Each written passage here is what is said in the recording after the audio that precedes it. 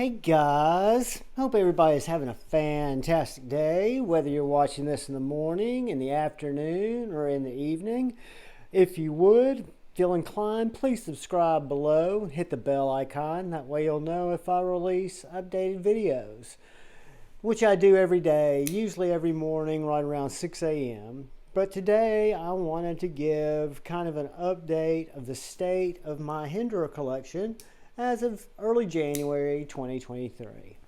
And we'll start all back where it all began with this little knife right here. This is the 3-inch Hinderer Eclipse Battle Black with a Skinner blade and CPM 20CV. What makes this knife so special, besides the fact that it is the first Hinderer in my collection, I had never been drawn to Hinderers. They weren't really on my radar for the first almost 2 years of my recollecting. I appreciated them. I appreciated the fact that they were made in America. They seemed like quality. It just wasn't something that attracted me stylistically, or they weren't really on my radar, guys. I don't know what to say except I hadn't paid attention to Hinderer. And a great friend of mine and a great friend of the community, Dark Gravity, we have lunch together quite often and have meetups. And he is and always will be a big supporter of Hinderer. And he said, you know, John, you really, to give it a fair shake, take a look at my Hinderers. He has a few, several, and said, pick out one that you'd like to carry for a while and see what you think. Because he wanted me to experience and really get a good feel of what it was like to carry and handle and walk around with a Hinderer. So since I was looking at it to be an EDC knife, I picked this 3-inch Skinner.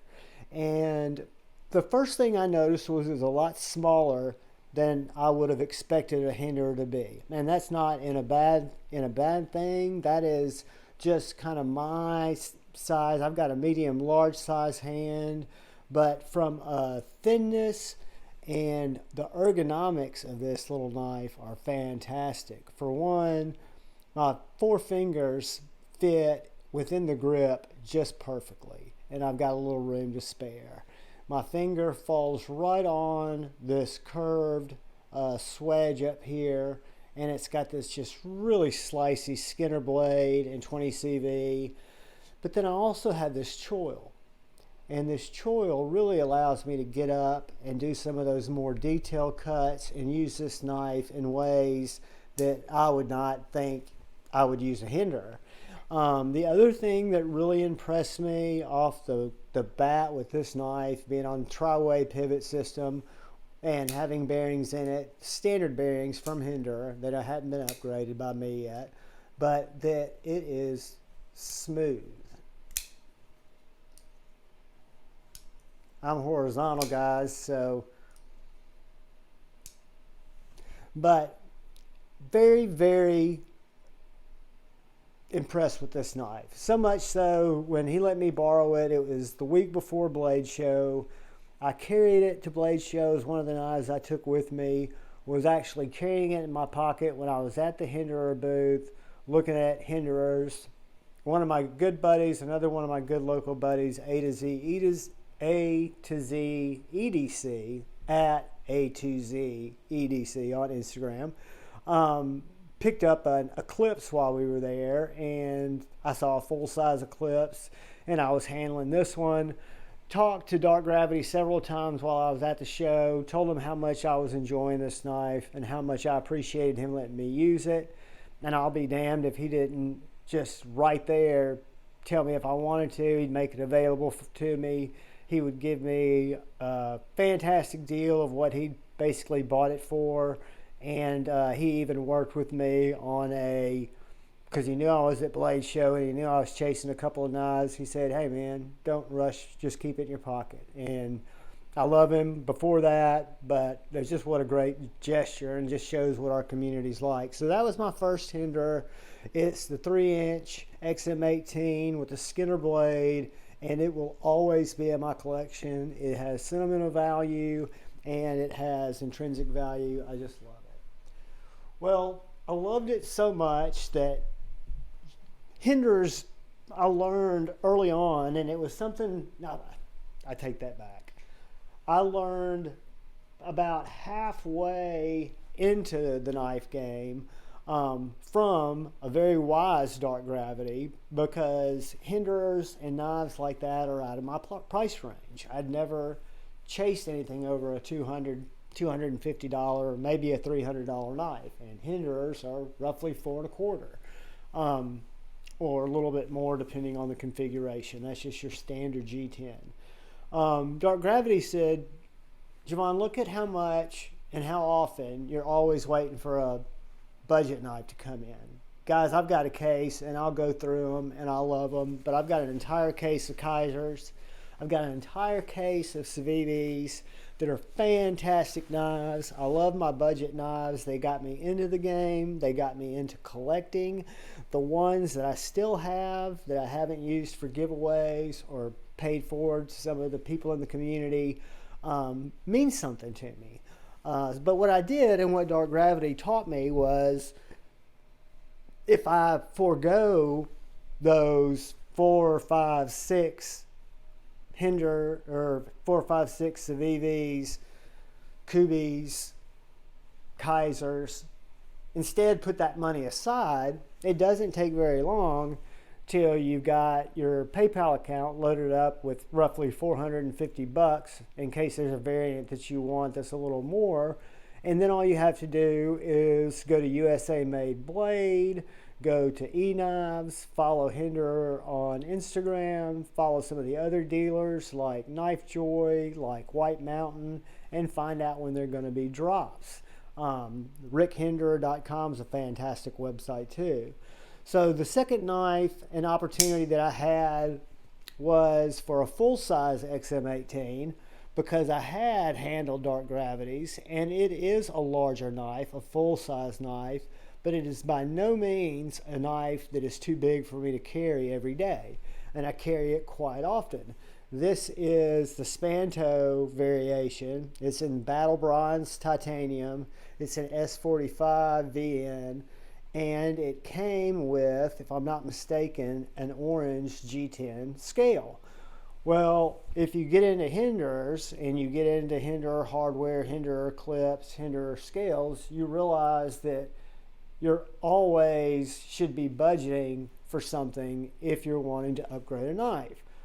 Just like with TRM, just like with other quality US manufacturers, I wanted to get a matching titanium show size scale for this knife to dress it up. So I did not have any really preference for the textured or the smooth, but they don't come around all that often, so I was looking for it, had an opportunity to get it, and had set aside the budget. The show size scale is $200. It is totally milled out and has a Hinderer logo inside, and then this one has, I don't know how well you can see that, just a real nice diamond checkered pattern. Made me just love this knife even more. And the action, guys, in terms of my Hinderers, is the first or second, number one or number two, with the absolute best action. And what you'll notice is from our 3-inch to our 3.5, these are different blade styles, because that's another thing I don't want to do, is chase different blade styles, but it happens, and there are a lot of nice ones. But that gives you a good idea in a 3.5-inch blade versus a 3-inch blade, and the difference in the handle size. There's also a difference in the thickness of the knives. I don't know if you guys can see that there. Thickness of the blade stock is slightly thinner, but it is still a very nimble, fantastic carrying knife. It's a Spanto in S45, which is a little heavier blade, drops shut. I can reverse flick this knife. I can use the flipper to open the knife, or I can use the thumb studs to open the knife. It's just has a great detent, has great action, and it was the second Hinderer in my collection, so then there were two. I had the full-sized XM18 3.5-inch, and I had the 3-inch that'll always stay in my collection from Dark Gravity, and I was off to the races. It wasn't like these were coming in rapid succession because you have to plan for Hinderers. And I read a lot on Instagram. I kind of stay up with a little bit of the news, and I knew that Knives was going to have a very limited short-term drop of the Eclipse with their exclusive flipperless configuration. So this is a tri-way pivot system Hinderer Eclipse, which is Rick Hinderer's answer to a little bit more tactical knife than the XM18. The links come in right around the same length, but if you look at the blade, it's a little bit more tactical than the XM18, which is designed to be just an all-around work knife. And it is a knife that I had several friends that were trying to get in on this with me. I thought since we were there right on time that everybody would get hooked up. I was the only one in our group that was able to get one. And guys, the action on this, I can reverse flick it, the thumb studs fly out. It is just a delightful knife. This also came without this hardware and without this scale. It had a G10 scale when I purchased it. Again, I waited around, was saving up, and wanted to have, I've got some crud in my screw there. I just noticed that. That drives my OCD crazy. But I was not going to be particular whether it was a smooth. This is actually the stonewash bronze, which is a little bit different color than the battle bronze. It's more shiny where the battle bronze is flat. And the scales, in my opinion, or experience, I guess I should say, not opinion, were a little bit more tricky to find a matching scale. So the one that became available, I think River's Edge Cutlery dropped this scale, was in the smooth, which I was fine with. This knife has ergonomics that stick it into your hand. I've never had grip issues with any of my Hinderers. They've got jimping in the right place. They just basically feel like an extension of my hand. I can choke up on this knife if I want to. The choil's not really designed for that, but do I know it's not really used like my XM18 or like my 3-inch? This is just more of a heavy user. This is a knife that I take out to the campsite. This is a knife that I take and beat on it. I mean, again, none of my knives are safe queens. I'll have to think about that. There's some that I wouldn't beat on, but I use all of them. And this had the same hardware that my XM18 had. It had the standard hardware that matches the pivot. That is the only hardware that you can't get from Hinderer and replace on your own. But I wanted something to contrast this knife. Don't know how long it's going to stay on this knife. It's actually been on it for about 3-4 months. But this is the Battle Blue hardware kit, which consists of the pivot, the 3 body screws, the standoffs, and that, guys, if you want to purchase it in titanium, is right at $112. If you want to upgrade the pocket clip, which I didn't need to in this case, I could have had the stonewash bronze filler tab and pocket clip, but you can buy a Hinderer matching pocket clip tab that come together in a kit for $60. So that is a lot of money, and I agree. Is it something that's necessary? Absolutely not. Is it something that makes me enjoy the knife more? Absolutely. Is it something that I could get back tomorrow if I decided to let this knife go? Probably plus money if I was the type guy that would sell it for more than I had in it. Absolutely. The value's there, the resale's there. That's another thing I've learned about nicer knives is you're not going to have them lose value. If I wanted to sell this knife tomorrow, there's no way that it would not sell for what I paid for it, plus what I paid for the scales, plus what I paid for the hardware, because there's somebody out there that really wants it, because they're sought after. And I've, it's been an evolution for me, as I know it has been for all you guys, and how I think of knives and where I'll be tomorrow in terms of my knife collecting habits. Who knows? But this one's in CPM 20CV. Again, the Eclipse is a little bit more tactical. It's a knife that I really enjoy carrying. It flipperless. I love the flipper delete. I wish, and we'll talk about that at the end, one that I might still be hunting. There are probably several, but this is the third one that made it into my collection, the Hinderer flipperless Eclipse. Guys, I had the bug then, and it wasn't, this has happened over about a year. I mean, it hadn't been really even a whole year, but I was now into Hinderers, and I had an opportunity to pick up from eKnives. They had a drop. It wasn't eKnives. It might have been DLT Trading Company. Somebody had a drop of 3-inch XM18s. The first time I'd seen XM18s in a retail environment. And they were XM18 Wharncliffes. You guys know I love Wharncliffes. I've always been a Wharncliffe guy. This particular knife I was very familiar with, the 3-inch XM18, because I'm in love with my Skinner blade. First one I had, XM18. This Wharncliffe just really, for me, upped the ante and was a no-brainer for me to want to purchase, because it is super thin and slicey, even slicier than the Skinner on my 3-inch. It is 20 CV. It was the Battle Blue, which is the same color as that hardware I just showed you. So I didn't have a Battle Blue lock side.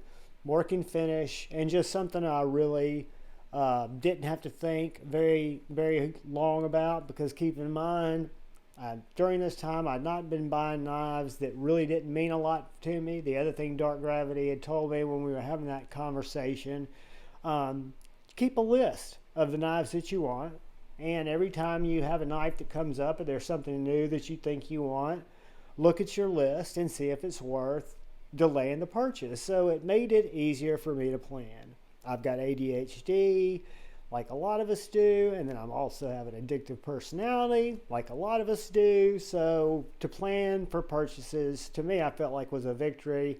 And I'll always be indebted to Dark Gravity, not only for the knives that we've traded and that he's made available to me, but for his wisdom, his friendship, and his love.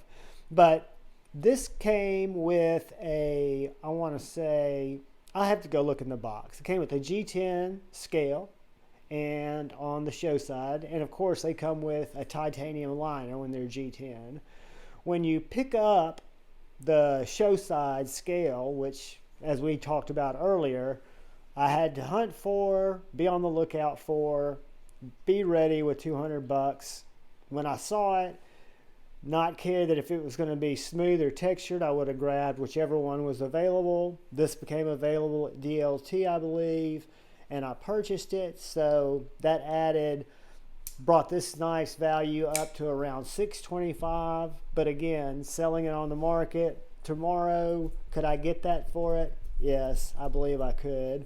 Would I sell it tomorrow on the open market? No. I'm blessed right now to where I'm able to keep my knives and know that they're an investment should I ever need to or want to sell or trade them. So this was the fourth knife, the fourth Hinderer that came into the collection, and it is the 3-inch XM18 Warney, one of, and was probably my most slicey up until the last Hinderer I picked up in 2022. So we will move on from there to number 5, and the only Hinderer that I purchased on the secondary market, and that same great friend that I was telling you about, one of my best friends, A to Z EDC at A to Z on Instagram. You guys go follow him. He's got an amazing collection. But he had this little knife in his collection. It had a G10 scale on it, and this is the Hinderer Jurassic. When I went and read about the Hinderer Jurassic, and I'll do it this way because it came with the G10 scale in the stonewashed titanium, stonewashed blue. But Rick Hinderer, if you go to the website and read about it, was looking for a knife kind of to bridge the gap between the 3-inch and the 3.5-inch XM18. So still be a very good work knife, just kind of bridge that gap, have a little bit of an evolution into the way that the knife arches into your hand. And I think from a size standpoint and from a couple of other things I'll point out to you standpoint, mission accomplished. And it's a fantastic knife, and probably, I mean, I love this knife as much as any of the Hinderers in my collection. It's a little bit rarer. One thing that's really cool about this that was revolutionary, I think, in knife making was, I'll have to put this in the description, but it is a modular backspacer system, but it's got an actual acronym that Rick trademarked, where you can take a T6, loosen that up. This piece can come out. It can be replaced with larger backspacers. It can be replaced with a backspacer that has a pry bar that extends out, or one that has a can opener.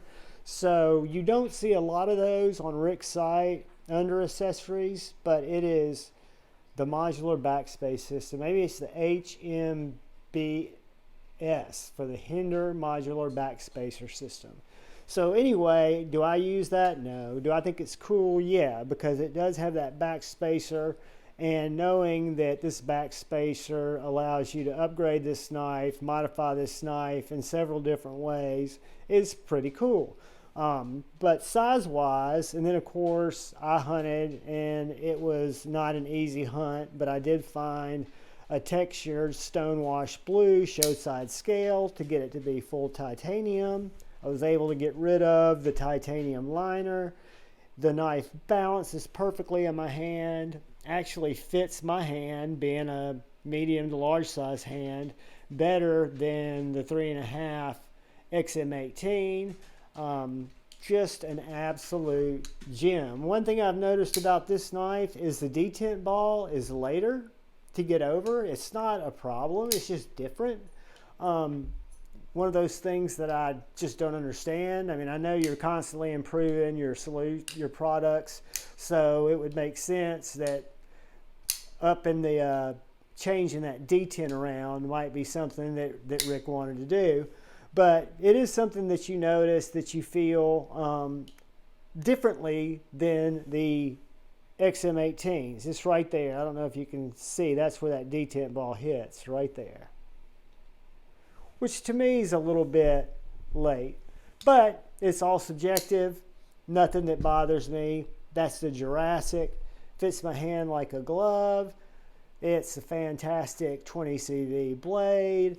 It's, of course, sharp, not slicey, because it's thicker, flat grind blade stock. These knives are bangers, guys. They're designed to be used. They're designed by firemen to be actual workers.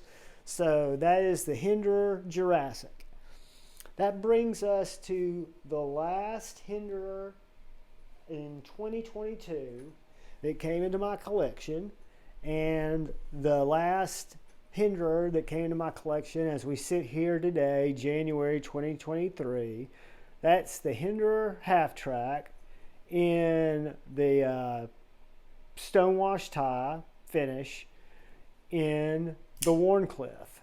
So this knife I'd read about, I knew it was a smaller Hinderer. For example, here's our 3-inch Hinderer with a Skinner blade. It would probably make more sense to look at the 3-inch Wharny.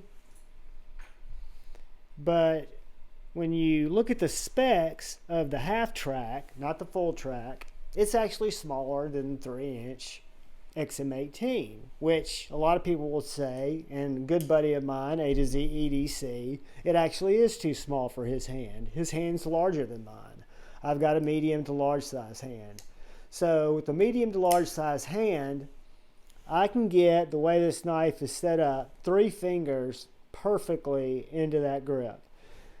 I've got jimping edged into the titanium's back spacer and the G10 and the titanium liner.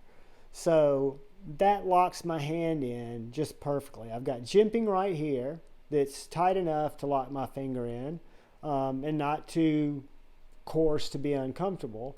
But I also have a choil that I can use, not for longer cuts, but for detail cuts. I can, with this Wharncliffe tip, get down and cut into stuff. The blade's a little bit lighter. This knife has not been as broken in as my other Hinderers. It does have the fuller that is built into the blade here as opposed to thumb studs. So you've got this fuller, which I have flicked it 2 or 3 times successfully. It's not quite broken in enough. I'll fail miserably trying it right now because I'm under the camera. But I know people who can flick the Halftrack, and I've had 2 successful flicks and several partial flicks. But again, this knife still needs to be broken in. I haven't adjusted the pivot. I have done really nothing to it except enjoy it. And that's the Halftrack, which I'm very blessed to have. Caught it on a drop. USA made blades had their last drop for a long time, from what I understand. Today, I reached out, put it on my Instagram. They had working finish and the satin finish that have been coming out of the stone washed. And the other thing that made this knife so desirable to me was this run is in MagnaCut. So I've got MagnaCut in my tactile turn, Rockwall. I've got MagnaCut from ProTech in the Mordax, and now I've got MagnaCut to experience from Hinderer Knives. So guys, I appreciate every time y'all stop by and check out my content. I appreciate any time you come hang out with me on Friday nights when we're doing Friday Knives Flicks, and the live stream that I hold at 8:15 Central Standard Time on Friday nights. I'm just starting those. This will be episode 3 coming up this Friday. When you guys see this, I think it will be the day of, maybe, or it's every Friday, guys, because this might even come out after that. So we'll just say every Friday. I appreciate it if you come by, but I know there are other shows out there, and I know we've all got only so much time, and I'm just glad that you're here. And again, if you haven't subscribed to the channel, that's absolutely fine. If you do subscribe to the channel and click the little notification bell, it'll just let you know when I go live, when I add things into the community tab, when I release new videos, right? But you don't have to subscribe to know when I release new videos, because right now, the way I've got them set up is I have them released at 6 a.m. every morning, maybe push it back to 7 a.m. on Saturday and Sunday. But the biggest thing I could ask of you is to look out for the guy or gal to your left, look out for the guy or gal to your right. Continue to look out for each other. Know that we've got differences.